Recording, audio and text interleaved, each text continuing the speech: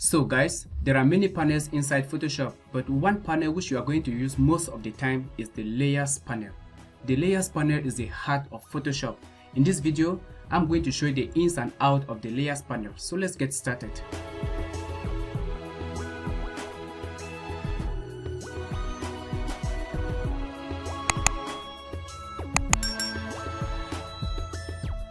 Alright guys, welcome back. I hope you are doing great. So I want to begin with the fundamental question. Why should we work with layers inside Photoshop? We work with layers so that we can have a lot of flexibility, okay guys? Layers allow us to work non-destructively. Mind you, non-destructively is the key word. What exactly does non-destructive actually mean? So let me demonstrate. As you can see on the screen, I have this JPEG. So if I were to go to the tools palette and grab the brush tool, and let us say I establish my foreground and background color to paint over this image. Notice here on the layers panel that we have just the original background image. So anything I'm going to do on this image right now, I'm going to do on that original background. So let us paint here in the middle with black. And let us switch the foreground and background by pressing the S key. Now let us again paint around just like so guys. If you look here on the layers panel thumbnail, you can see that this change is burnt into the original image, okay guys? Since it is burnt, it means that we can't go back and do certain adjustments to it unless we revert the total image. I know you are saying we can use the eraser tool. Okay, let's try that. So you can go to the tools palette and grab maybe the eraser tool. And with the eraser tool, if you try to remove maybe the black line here, you paint on it, you see? It is not black guys, it is actually removing the whole pixels of the image. If I paint around just like so, you can see it. This is not paint. Since we are using the eraser tool, we are destroying this particular image guys. This is not painting. So working like this inside Photoshop is a destructive way of working guys, because you can't be able to recover these missing pixels. Since I've destroyed the image, I'm going to go to File and then choose Revert. This will bring the image to its original state. Instead, what we were supposed to do was to create a new layer and work on the new layer, okay guys? So let us go here to the layers panel and just click on this button to add a new layer. The new layer gets added here, and if I grab my brush tool this time and do that same action again, you see on the thumbnail that only this layer is now affected, although the layer is above this other layer. If I again paint like this, you can clearly see the change here in the layers panel. So the good thing about this is that even if I have 50 of these changes made, I can always come back to this particular layer. If I'm not happy with the way everything looks, by the way, I can click on this eye icon to show the before and after, okay guys? If I'm not happy with the way everything looks, I can simply drag the layer to the trash can just like so. So working with layers is going to give you a lot of flexibility guys. I know you are already doing it, but let us see the best possible ways you can work with layers inside Photoshop. That's the aim of this video guys.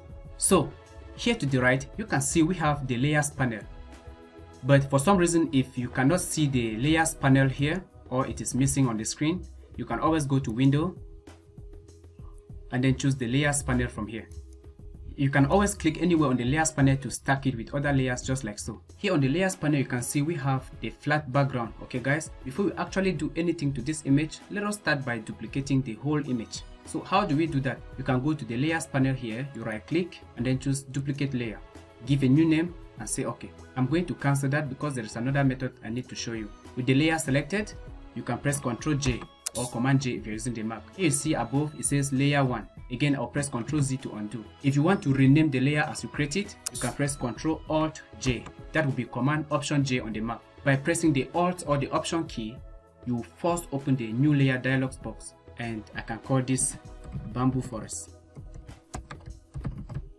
and say okay. Now we are able to create the layer while renaming it at the same time. Right now what we can do is to come to the background layer and then click on this eye icon to hide it. But if I do, nothing happens on the screen because the stacking order of these layers means the first layer that is on top will be the one that will be shown on the screen. So if I again click on this eye button, we now see checkerboards. This is Photoshop's way of telling you that there is nothing on the screen. This is Photoshop's way of showing emptiness, transparency, okay guys, if you will say. So we are going to work on this layer and keep the original copy here for comparison purposes. So we have seen how to duplicate a layer inside Photoshop. How can we create a blank new layer inside Photoshop? To create a blank new layer, come here at the bottom, you see the plus button, you click on it. And if you are using maybe older versions of Photoshop, this icon might actually change, but just look at the icon that is next to the trash can. So I'll click there, again, it gets added as layer 1. If I need to rename the layer as I create it, I simply hold the Alt key. Okay guys, by holding the Alt key, layer 2 will come up. You can give a new name and say okay. Now notice that by default, when you create a new layer, it gets added on top of the previous layer. So layer 2 is above layer 1. If I were to just click on the plus button right now to create a new layer, it will get added on top of layer 2. If I want that to be below layer 2, then I can hold the Control or the Command key. By holding Control or Command key, I can click and it gets added below layer 2. To add it below and rename, you just hold Control and Alt or the Option key. You'll be able to add that layer below the existing layer while renaming it at the same time. Now I can select multiple layers by clicking on this layer, hold down the Shift key and click here to select all these layers in this series. I can also select multiple layers by holding down the Control key, and maybe I intend to skip layer 3 and select layer 1, just like so. If I need to get rid of the selected layers, I can just drag them to the trash bin, just like so. Now we are left with just layer 3. Now another way to rename a layer is by double clicking on the name. So here it says layer 3. I can double click on it and call it color, because after all, that's what that layer is going to do. Now with this layer selected, I am going to press the I key to access the eyedropper tool, and I will just sample a color on the screen. Here on the color swatch, you can see the new sampled color. So since it is set to the foreground and I make sure this color layer is selected, I can now press Alt backspace to feed that layer with the default foreground color. If you need to make any adjustments to the color, you can just click on this foreground color and choose a different color, just like so, and then press Alt backspace to replace the existing color. Alright, if we look on the layers panel, you can see that the stacking order sends the color layer on top. Okay guys, that is why it is able to cover everything that is below it. To be able to see anything that is below this particular color layer, we need to adjust the opacity of this particular layer. Every layer has these settings, guys. Every layer can be adjusted. So here you can see we have opacity and something called fill. Fill is short for fill opacity. And if you are wondering the difference between the two, I have made a video about that, which I will leave a link down in the video description. You can check that after watching this video. So currently with this layer selected, you can see the opacity is set to 100%. So the layer is opaque, means nothing can be seen through the layer. But if we click here and then drag the slider down to like 50%, you can see the opacity of the layer is no longer 100%. Since it is 50%, it means you can be able to see through the layer. Okay guys, if we take down the opacity even more to like 30%, you can now be able to see through even more. I think 60% will work best. So I'm going to go down to the plus button here again and just click to add a new layer. Notice that by default we have layer 1 created, and I did this for a very specific reason. I'm now going to switch to my tools palette and then grab the rectangle tool. Now on the options bar, of course you know that it is context sensitive, which means any tool you select here will have different options relating to that particular tool here on the options bar. This is something which I've really taken some time to explain in my previous videos, so you can check it out. So here you can see we have the path and shape. Currently it is set to shape, and because we need to draw a shape, we can dictate the fill and the stroke. So I'm going to click on the fill here and then choose no fill, and for the stroke I'm going to pick this color, and then for the thickness of the stroke I'm going to enter 10 pixels and say okay. Now notice currently we have layer 1 here on the layers panel, but if I were to click and draw the new shape just like so, look closely on the layers panel. Although we have layer 1 selected, guys, by doing that, here on the layers panel you can see the layer 1 gets replaced with rectangle 1. That is because rectangle is a shape layer. Okay guys, meanwhile the layer 1 that was there previously was a rasterized layer. I'm going to explain the different types of layers shortly, but this is good to demonstrate right now. So let us say I intend to create like an album cover. Okay guys, this is already rectangle 1. So the next thing I might need to add is text. So I'm going to grab my text tool, and on the options bar we have the different settings relating to the text tool.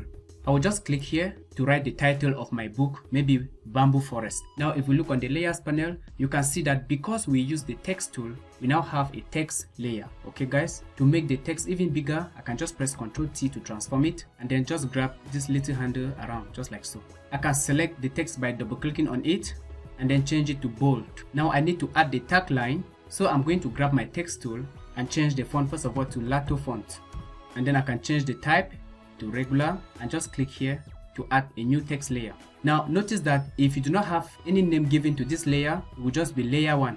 But let us type the tagline, confirm, then press Ctrl T to transform the text.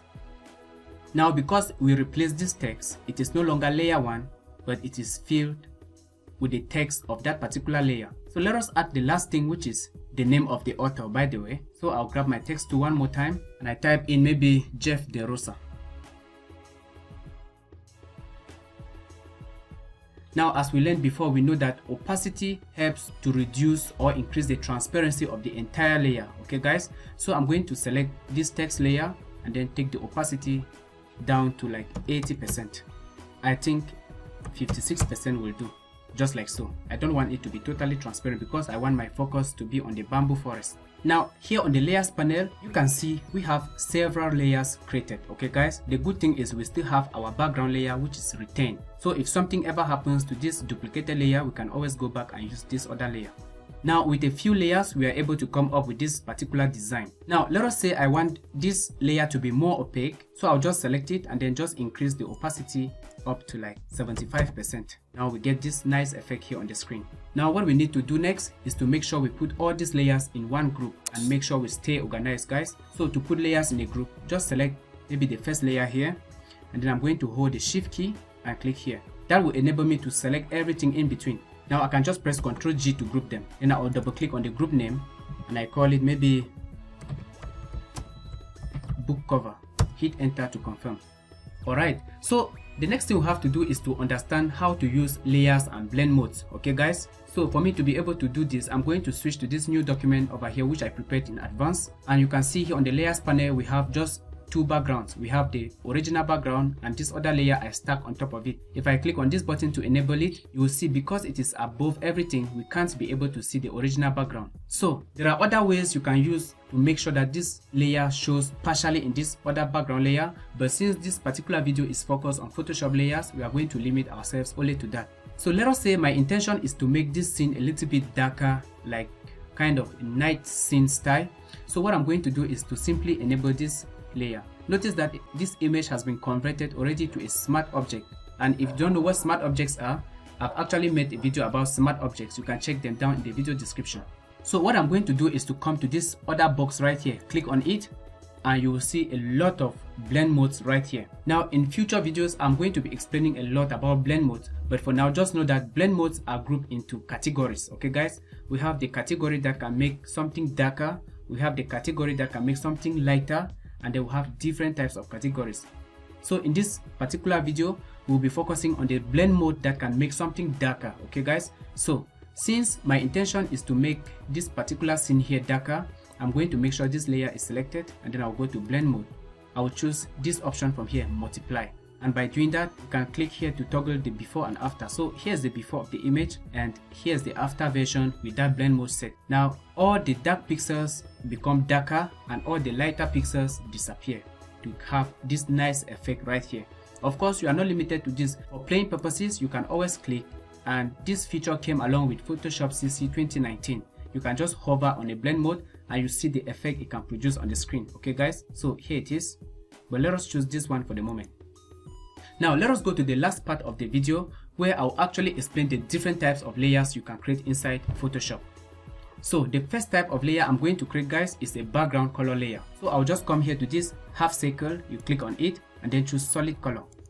Now on this dialog box, let us just pick any color of our choice so it stands well on the screen with what I need to demonstrate. By default, it always comes with a marks. Okay guys, if you don't want this white marks here, you can just click on it and drag it to the trash. And then on this warning box, just say delete. So because the color fill layer is above everything else, we can't be able to see all the layers we have hidden below, which is actually what I wanted. So I'm just going to create a new layer above it by renaming where I create by holding the Alt key and then click here.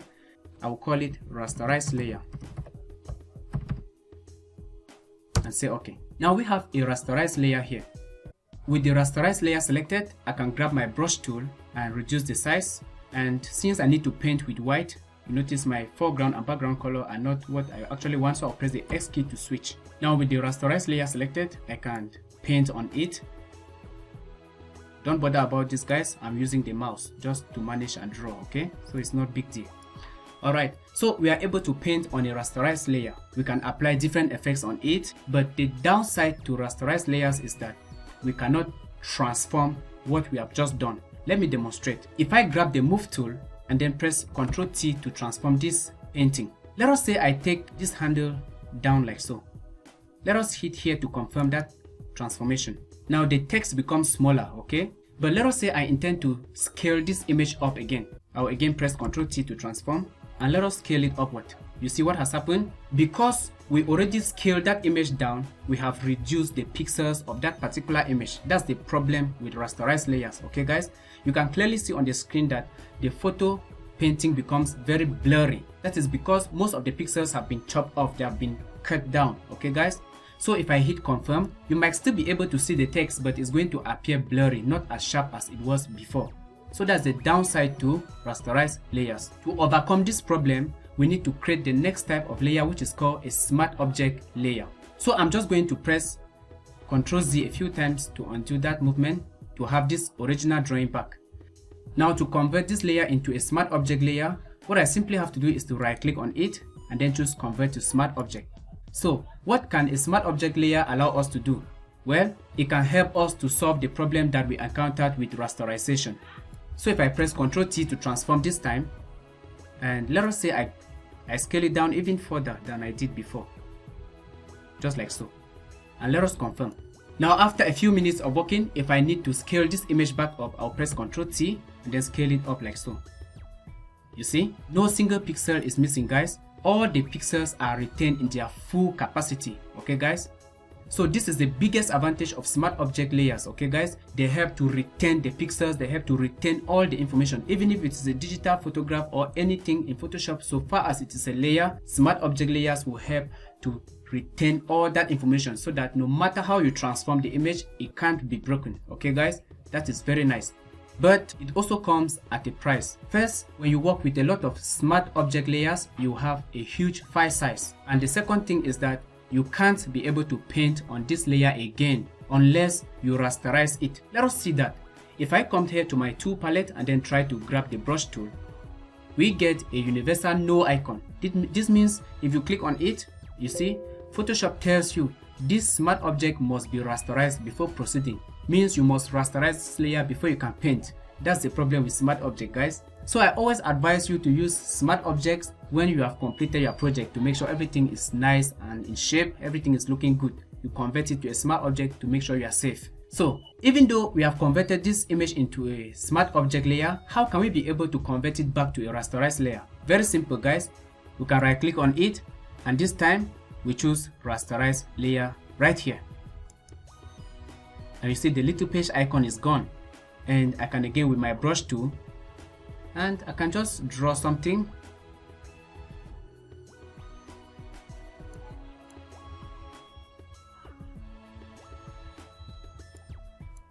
We are only able to do this, guys, because we have converted the layer into a rasterized layer. So those are the two most important types of layers you need to understand inside Photoshop. With that said, guys, the next type of layer we need to understand is called an adjustment layer. So how do you create an adjustment layer inside Photoshop? We have done that before, but let's do it again. So you come here to the bottom here and click on this half circle. Here we have different types of adjustment layers, such as color lookup, color balance, hue saturation. Okay guys, so for now let us just pick a simple hue saturation, and mind you, we are going to be covering this type of adjustment layers in the future, so kindly subscribe to stay up to date. So I'm going to click on hue saturation, and if you're a beginner, just click on the word colorize. That will make things very easy for you. Now notice that because we added this as an adjustment layer, it is controlling everything that is in the image. Okay guys, so what I can do is, maybe if I need to change that background, I can just click on this slider and drag it to the right, increase the brightness or reduce the brightness if I want, just like so. Now you notice this change is affecting everything in the image. Okay guys, but if you only want it to affect the rasterized layer here, then we can click on this button to clip it just to that particular layer. You see guys, so now here we can see, we can toggle the I button right here to see this is the before and this is the after with this adjustment layer. There are other types of layers in Photoshop which we have seen in the previous example. Okay guys, so if I click on this, group right here to enable it, you can see we have text layers and then we have shape layers. Okay guys, so we have shape layers, text layers, adjustment layers, rasterized layers, and smart object layers. These are all the different types of layers that are going to help you work flawlessly inside Photoshop. Okay guys, so as you can see guys, layers give you a lot of flexibility when working inside Photoshop. I hope you got value out of this video. So I encourage you to join me in the next video as I explain layer marks inside Photoshop. Okay guys, it goes with layers, and that is why it is called layer mask. If you got value out of this video guys, kindly encourage what I'm doing by subscribing and hitting the like button. That way I'll feel motivated to create content just like this on a daily basis. Thank you for watching, and I'll see you in the next one. Bye bye.